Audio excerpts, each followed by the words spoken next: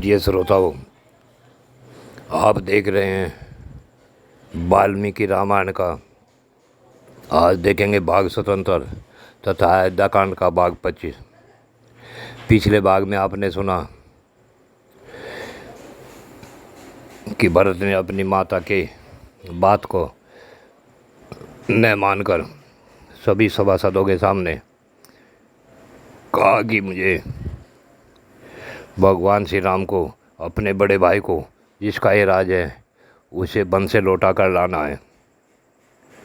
इतना सुनते ही सभी अयोध्यावासी बड़े ही प्रसन्न हुए।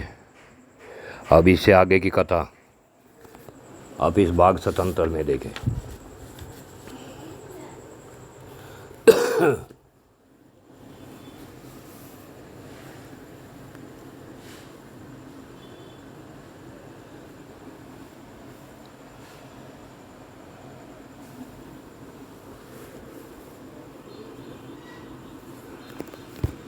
रात्रि में जिस समय भरत सोए हुए थे, उस समय उन्हें अचानक उनकी नींद खुली और वे जाग कर कह उठे, मैं राजा नहीं हूँ।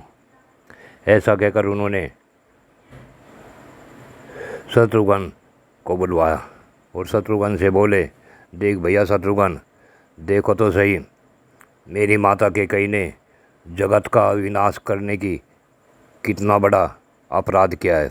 महाराज दशरथ मुझ पर बहुत से दुखों का बोझ डालकर स्वर्गलोक को चले गए। आज उन धर्मात्मा महात्मा नरेश की यह धर्म मूला राजधानी जल में पड़ी बिना नाविक की नौका के समान इधर उधर डगमगा रही है। जो हम लोगों के सबसे बड़े स्वामी और संरक्षक हैं, उन श्री रघुनाथ जी को भी मेरी इस माता ने धर्म को तिलांजलि देकर वन में भेज दिया। उस समय भरत को इस प्रकार अचेत होकर विलाप करते हुए देख रनिवास की सारी स्त्रियां दीन भाव से फूट फूट कर रोने लगी। जब भरत इस प्रकार विलाप कर रहे थे, उसी समय राजधर्म के ज्ञाता महायशस्वी महर्षि वशिष्ठ ने इक्ष्वाकुनाथ राजा दशरथ के सभा भवन में प्रवेश किया और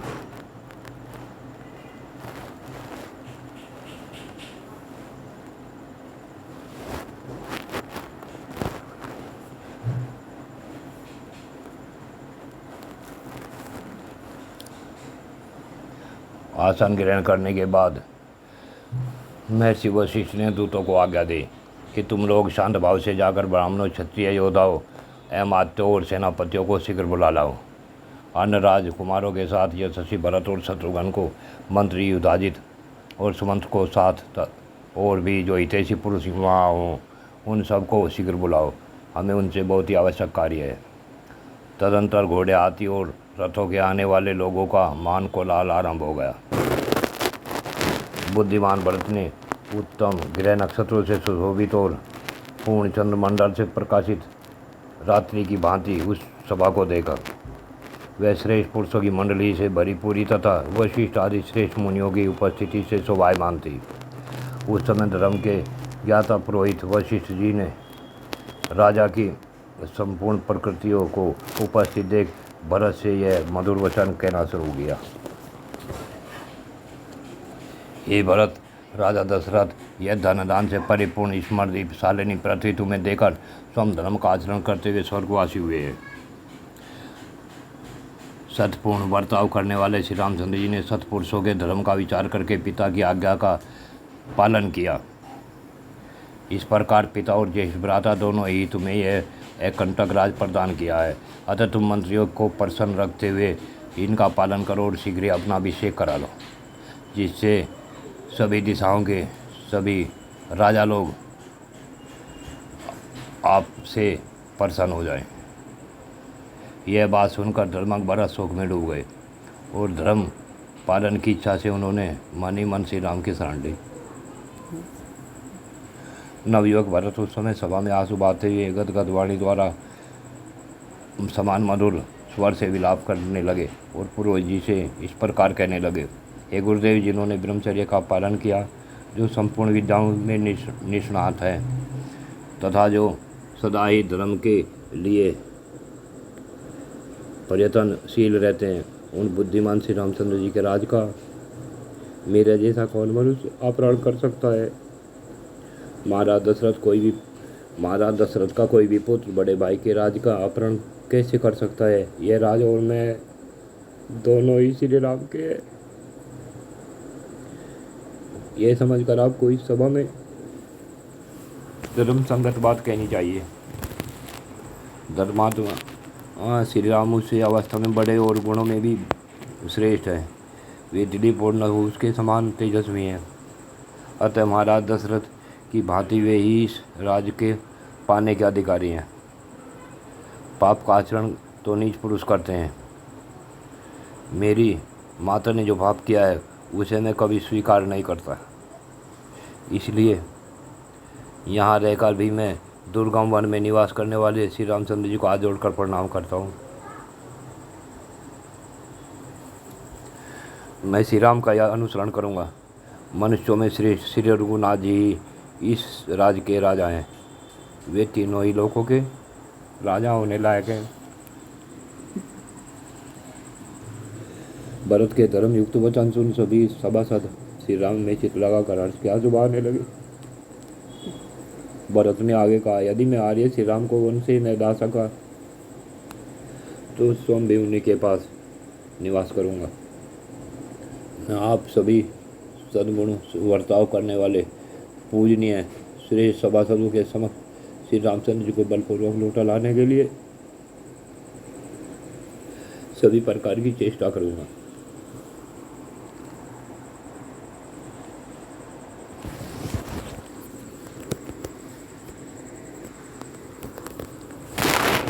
इस प्रकार सभासदों से ऐसा कहकर धर्मात्मा भरत पास बैठे हुए मंत्रवेत्ता सुमंत से इस प्रकार बोले, सुमंत जी आप जल्दी उठकर जाइए और मेरी आज्ञा से सबको वनों में चलने का आदेश सूचित कर दीजिए और सेना को भी शीघ्र बुला ले। महात्मा भरत के ऐसा कहने पर सुमंत ने बड़े हर्ष के साथ सबको उनके कथानुसार यह प्रिय संदेश सुना दिया। रामचंद्र जी को लौटा लाने के लिए भरत जाएंगे और उनके साथ जाने के लिए सेना को भी आदेश प्राप्त हुआ है। ये समाचार सुन वे सभी प्रजाजन तथा सेनापति बहुत प्रसन्न हुए। सेना को कूच के लिए उद्यत देख भरत ने गुरु के समीप ही बगल में खड़े हुए सुमंत से कहा, आप मेरे रथ को शीघ्र तैयार करके लाइए। भरत की आज्ञा शिरोधार्य करके सुमंत बड़े हर्ष के साथ गए और घोड़ों से जुता हुआ सुंदर रथ लेकर लौट आए। तब सुदृढ़ एवं सत्पराक्रम वाले सतपरायण प्रतापी भरत विलास बन के लिए गए। वे अपने बड़े भाई महायशस्वी श्री रामचंद्र जी को लौटा लाने के निमित्त राजी करने के लिए यात्रा के उद्देश्य से उस समय इस प्रकार बोले, सुमंत जी आप शीघ्र उठकर सेनापतियों के पास जाइए और उनसे कहकर सेना को कल कूच करने के लिए तैयार होने का आदेश दीजिए, क्योंकि मैं सारे जगत के कल्याण करने के लिए उस वनवासी श्री राम को प्रसन्न करके यहाँ ले आने चाहता हूँ। भरत की उत्तम बात सुन सुमंत ने अपना मनोरथ सफल हुआ समझा और उन्होंने प्रजावर्ग के सभी प्रधान व्यक्तियों सेनापतियों तथा सुहृदों को भरत का आदेश सुना दिया। तब प्रत्येक घर के लोग ब्राह्मण क्षत्रिय वैश्य और शूद्र उठकर अच्छी जाति के घोड़े हाथी ऊँट गधे आदि को जोतने लगे। तदंतर प्रातःकाल उठकर भरत ने उत्तम रथ पर आरूढ़ होकर श्री रामचंद्र जी के दर्शन की इच्छा से शीघ्रतापूर्वक प्रस्थान किया। उनके आगे आगे सभी मंत्री और पुरोहित घोड़े जुते हुए रथों पर बैठकर यात्रा कर रहे थे। कई सुमित्रा और यशस्विनी कौशल्या देवी भी श्री रामचंद्र जी को लौटा लाने के लिए की जाने वाली उस यात्रा से संतुष्ट हो तेजस्वी रथ के द्वारा प्रस्थित हुई। अत्यंत हर्ष से भरकर हर एक अयोध्यावासी एक दूसरे का आलिंगन करते हुए सभी नागरिक उस समय यात्रा कर रहे थे। उस नगर में जो दूसरे सम्मानित पुरुष थे वे सब लोग तथा व्यापारी और शुभ विचार वाले प्रजाजन भी बड़े हर्ष के साथ श्री राम के मिलने के लिए प्रस्थित हुए। हर्ष और आनंद में भरी हुई वह सेना भाई को बुलाने के लिए प्रस्थित हुए के कुमार भ्रातवत्सल भरत के पीछे पीछे चलने लगी। इस प्रकार रथ पालकी घोड़े और हाथियों के द्वारा बहुत दूर तक का मार्ग तय कर लेने के बाद वे सब लोग श्रृंगेश्वर पूर्व में गंगा जी के तट पर जा पहुँचे, जहाँ श्री रामचंद्र जी का सखा और निषाद राजगुहु सावधानी के साथ उस देश की रक्षा करता हुआ अपने भाई बंधुओं के साथ निवास करता था।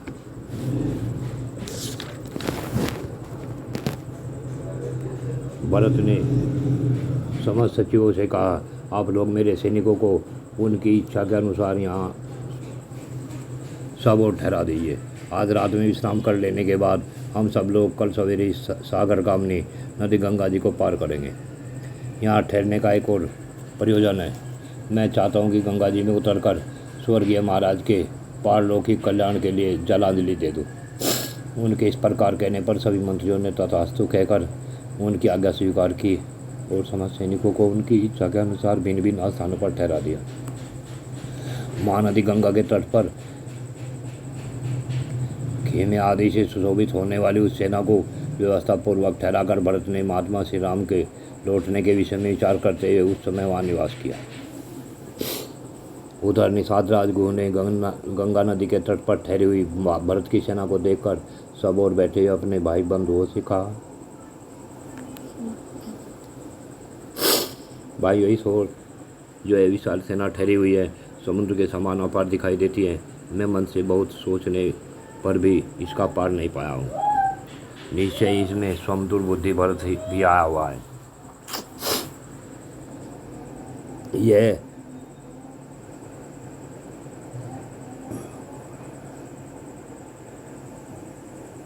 मैं समझता हूँ कि यह अपने मंत्रियों द्वारा पहले हम लोगों को पासों से बंधवाएगा अथवा हमारा वध कर डालेगा। तत्पश्चात जिन्हें पिता ने राज से निकाल दिया है उन दशरथ नंदन श्री राम को भी मार डालेगा। कैकेयी का पुत्र भरत राजा दशरथ की संपन्न एवं सुदुर्लभ राजलक्ष्मी को अकेला ही हड़प लेना चाहते, इसलिए श्री रामचंद्र जी को वन में मार डालने के लिए जा रहा है।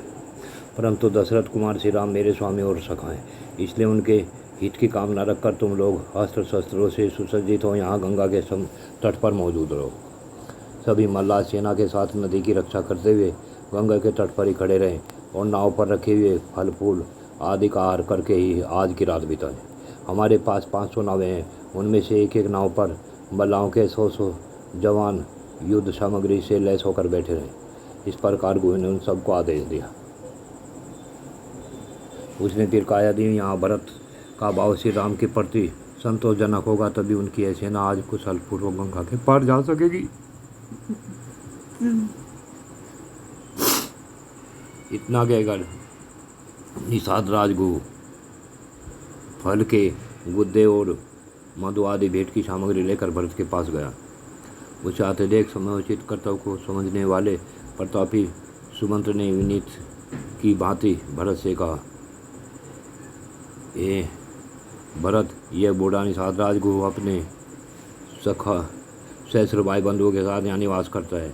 यह तुम्हारे बड़े भाई श्री राम का सखा है। इसे दंडकरण के हर मार्ग की जानकारी है। नीचे ही से पता होगा कि दोनों भाई श्री राम और लक्ष्मण कहाँ हैं। अतः निषाद राजगुरु यहाँ आकर तुमसे मिले इसके लिए अवसर दो। सुमंत के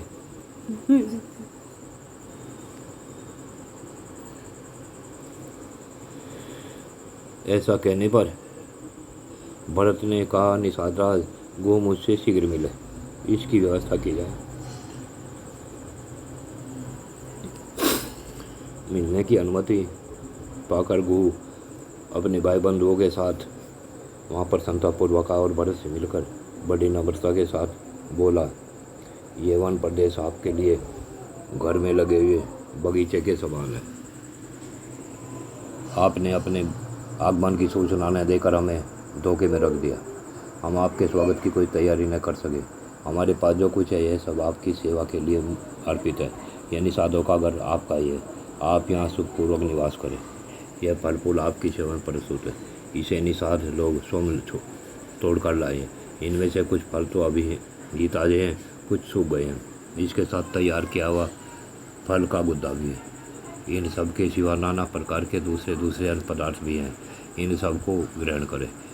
हम आशा करते हैं कि आप ये सेना आज की रात यहीं ठहरेगी और हमारा दिया हुआ भोजन स्वीकार करेगी। नाना प्रकार की मनोवांछित वस्तुओं को आज हम सेना सहित आपका सत्कार करेंगे। फिर कल सवेरे आप अपने सैनिकों के साथ यहाँ से अन्यत्र कहीं जाइएगा। निषाद राजगुरु के ऐसा कहने पर बुद्धिमान भरत ने युक्ति और प्रयोजन युक्त वचनों के से उसे इस प्रकार कहा, भैया तुम मेरे बड़ाई भाई श्री राम के सखा हो, मेरी इतनी बड़ी सेना का सत्कार करना चाहते हो, यह तुम्हारा मनोरथ बहुत ही ऊंचा है। तुम उसे पूर्ण ही समझो। तुम्हारी श्रद्धा के लिए हम सब लोगों का सत्कार हो गया। निषाद राज, इन दो मार्गों में से जिसके द्वारा मुझे भरद्वाज मुनि के आश्रम पर जाना होगा, गंगा के किनारे का यह प्रदेश तो बड़ा गहन मालूम होता है, इसे लागकर आगे बढ़ना कठिन है। बुद्धिमान राजकुमार का यह वचन सुन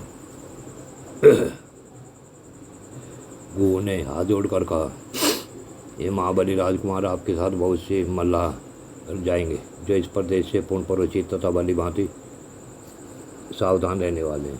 परंतु एक बात बताइए, अनाशायी महान पराक्रम वाले श्री रामचंद्र जी के प्रति आप कोई दुर्भावना लेकर तो नहीं जा रहे?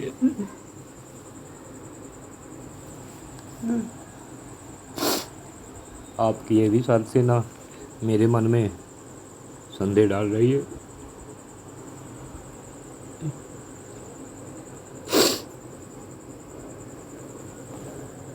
तब भरत ने मधुर वाणी में कहा, निषाद राज, ऐसा समय कभी ना आए।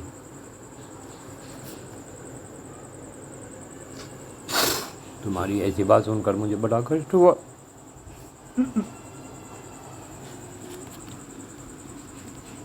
तुम्हें मुझ पर संदेह नहीं करना चाहिए।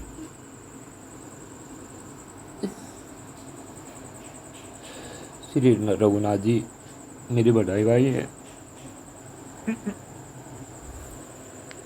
मैं उन्हें पिता के समान मानता हूँ।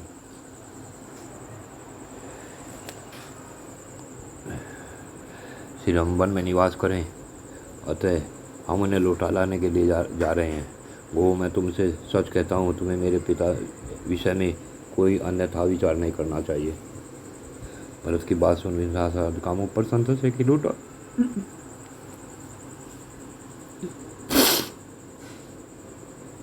तभी भरत से बोले, आप धन्य हैं जो बिना प्रयत्न के आत्मा वीर राज को त्याग देना चाहते हैं।